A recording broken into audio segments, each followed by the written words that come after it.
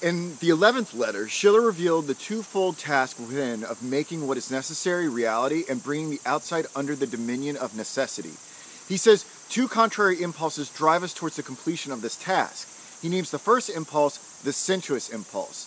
The sensuous impulse arises obviously from our sensual nature, and Schiller claims it desires to turn man into matter, meaning the sensuous impulse drives to convert the unalterable personality of man into mere alteration and changing matter within the constraints of time.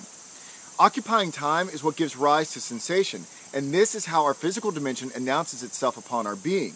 Make him matter, he says. It'll be fun, he says.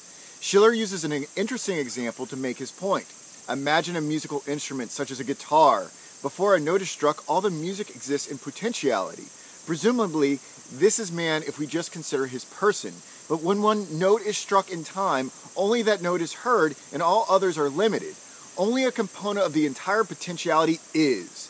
This is what the sensual impulse wants to do. It wants to take us out of timelessness and elevate something in sensation above the whole. When something comes into existence, many other things are destroyed. If man is totally beholden to this sensual impulse, the personality falls away and he is caught up in the mad rush of time.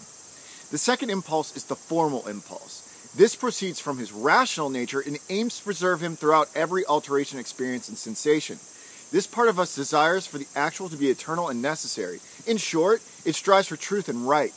The formal impulse issues laws for judgment in the sphere of knowledge, laws of volition where action is concerned.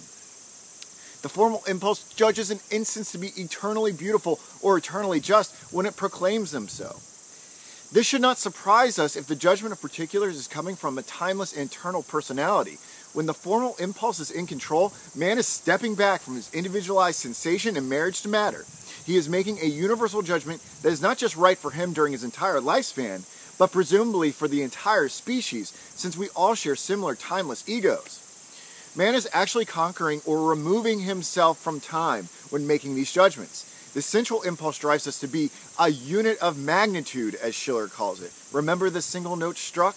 Whereas the formal impulse drives us to be what he calls a unit of idea, or the most enlarged expansion of our being over phenomenon.